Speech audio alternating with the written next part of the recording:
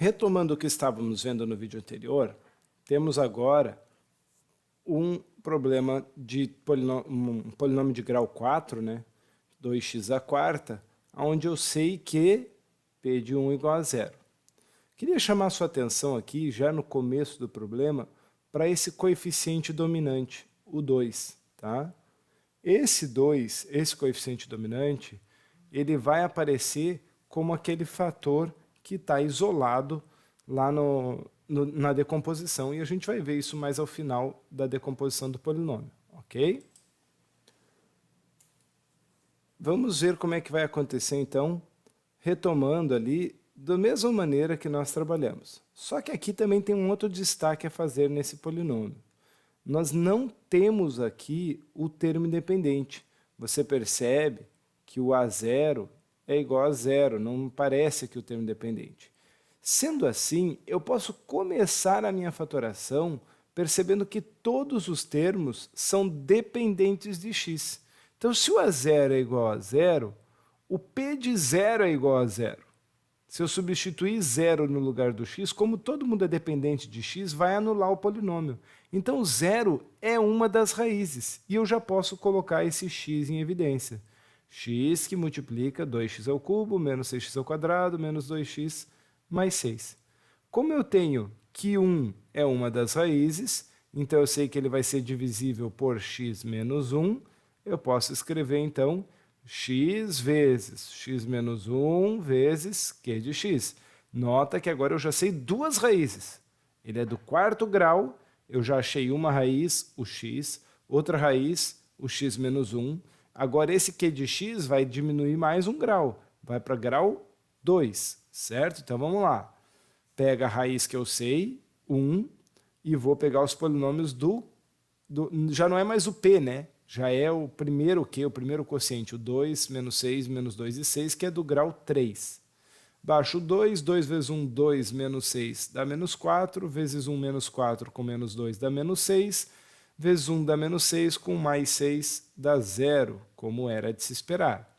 Então, eu tenho p de x igual a x vezes x menos 1 vezes 2x ao quadrado menos 4x menos 6. Vou aqui tirar o 2, como eu fiz anteriormente, o fator 2. 2 menos 4 menos 6 vai virar x ao quadrado menos 2x menos 3. E vou resolver essa equaçãozinha aqui agora, pegar esse cara igualar a zero. X ao quadrado menos 2x menos 3 é uma equação de segundo grau. A soma é 2, o produto é menos 3. Dois números que somados dá 2 positivo e multiplicados 3 negativo é o menos 1 e 3. Então, eu sei aqui que ele vai ser divisível por x mais 1 e divisível por x menos 3. Decompondo, então, esse polinômio, agora organizando, vou puxar esse 2 lá para frente.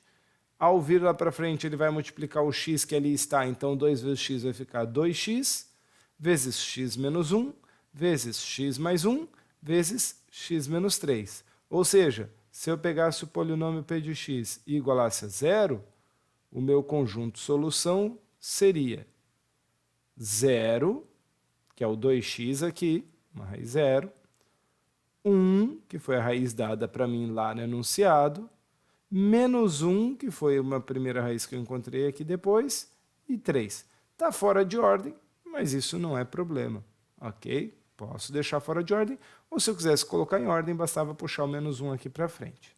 Beleza?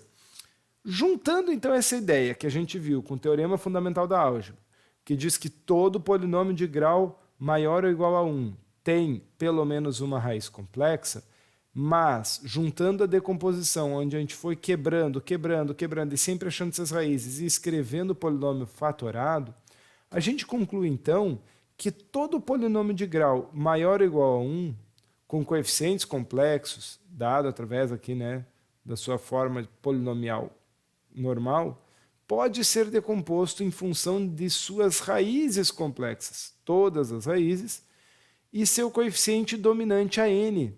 O coeficiente dominante, como eu falei anteriormente ali, é esse cara que vem aqui para frente multiplicando. A n vezes x menos alfa 1, x menos alfa 2, até chegar no x menos alfa n.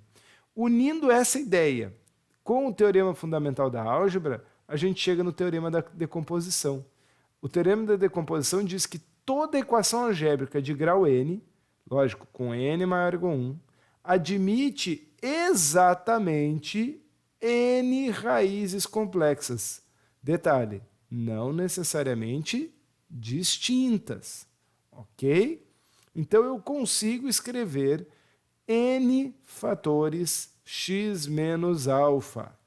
X menos alfa é um fator do polinômio p de x, ele é divisível por x menos alfa, porque alfa é uma de suas raízes, ok?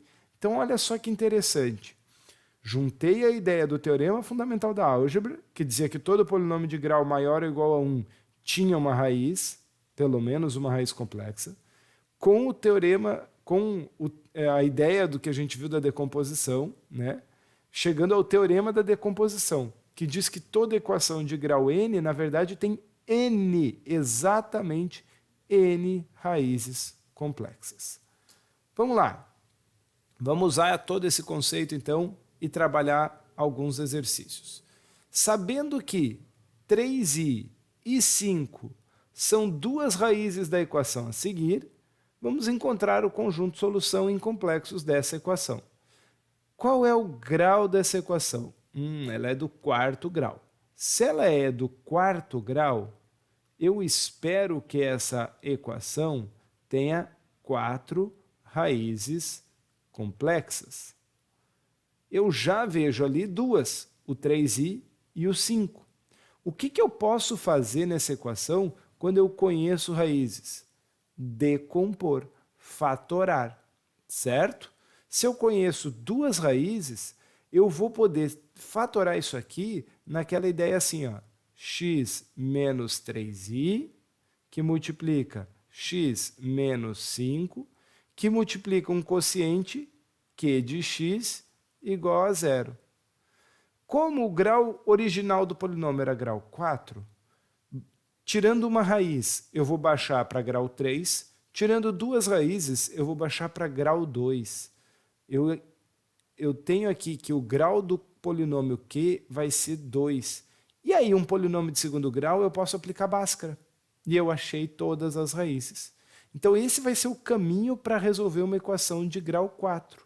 Saber duas raízes, fatorar ele em função dessas duas raízes, para chegar num polinômio de grau 2. Esse, na verdade, vai ser o caminho para a resolução de todos os problemas que envolverem equações de grau superior. Sempre eu vou precisar de algumas raízes a priori para conseguir ir diminuindo o grau. E qual é a ferramenta que diminui o grau de um polinômio? Briot-Ruffini. Então eu trago aqui o dispositivo, aqui estão os coeficientes do polinômio, 1, menos o 4 mais 3i virou menos 4 menos 3i, mais menos 7 mais 12i está aqui, mais 10 mais 21i está aqui, menos 30i. Nota que quando os coeficientes são imaginários, eu vou precisar de mais espaço só aqui, mas funciona igualzinho, tá? Baixo 1, 1 vezes 3i, 3i, com o menos 3i que está aqui na hora de somar, vai zerar, vai sumir a parte imaginária, vai ficar só a parte real, menos 4. Menos 4 vezes 3i, menos 12i. Com esse mais 12i, vai zerar. Vai ficar só a parte real, menos 7. Menos 7 vezes 3i dá menos 21i. Com o mais 21i que está aqui, vai zerar. Vai sobrar só o 10. 10 vezes 3i, 30i. Menos 30i vai dar 0.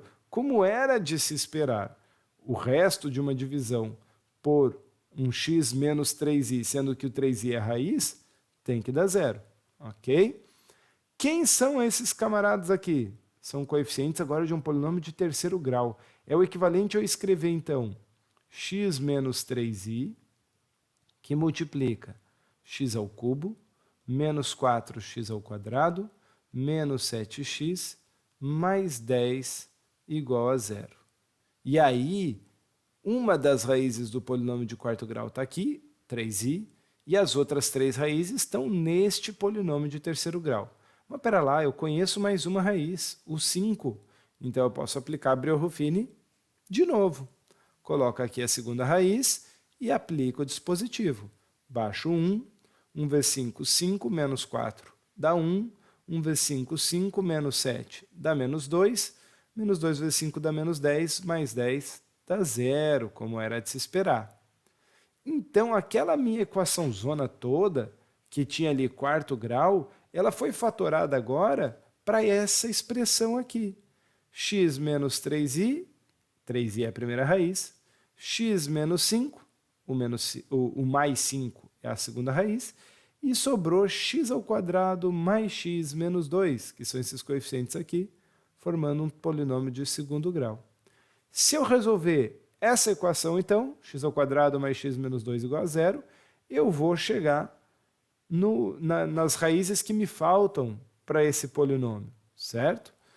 Novamente, eu vou aplicar a soma e produto, então a soma é o b com sinal trocado, menos 1, o produto é menos 2, os números que somados dão menos 1 e multiplicados dão menos 2 é o menos 2 e o 1.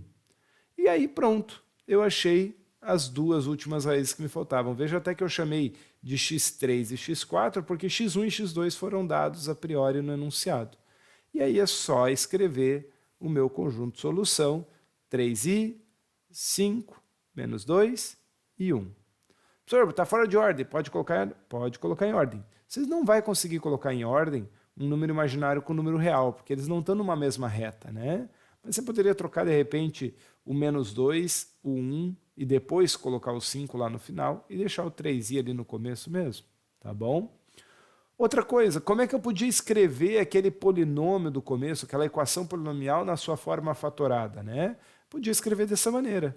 X menos 3i vezes x menos 5 vezes x mais 2 vezes x menos 1. Beleza? Ok.